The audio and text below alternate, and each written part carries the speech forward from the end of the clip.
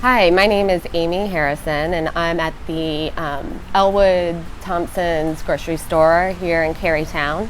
And this is the 19th day of the Richmond Public Library's 100 Days RVA Reads, a program promoting the Great American Read by PBS, which is our local station of WCVE. I'm going to be reading or discussing A Tree Grows in Brooklyn by Betty Smith.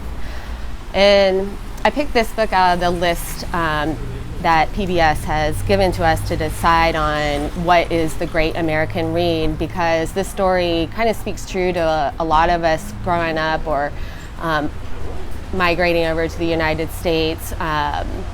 So we think of America as being this melting pot of cultures and people who come from all types of different walks of lives. And Betty Smith really touched upon that in this story, and really it's about how back in around Manhattan and Brooklyn there was this family who lived in a tenement camp, and I don't know if anybody remembers learning that in school, but the tenement camps around New York City were mostly like these very tight neighborhoods full of just apartments, full of people, very low income and dirty, not that clean, because people didn't have that much money, and the city looked down upon people without a lot of money.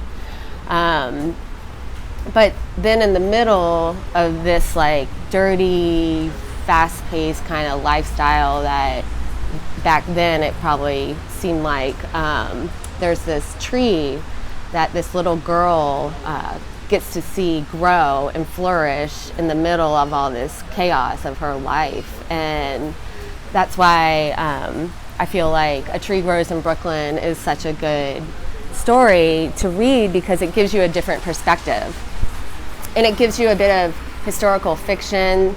It makes things, the storytelling by Betty Smith is just exceptional, because it gets you thinking about things beyond like your current state and where you live today. It makes you want to go and research, well, what are tenement camps? How did people live in the early 20th century who might not have had a lot of money? And how did people interact with nature when they were just having to work all day and go to school and not have a lot? So it shows like how the beauty of trees or being outside and really seeing things that,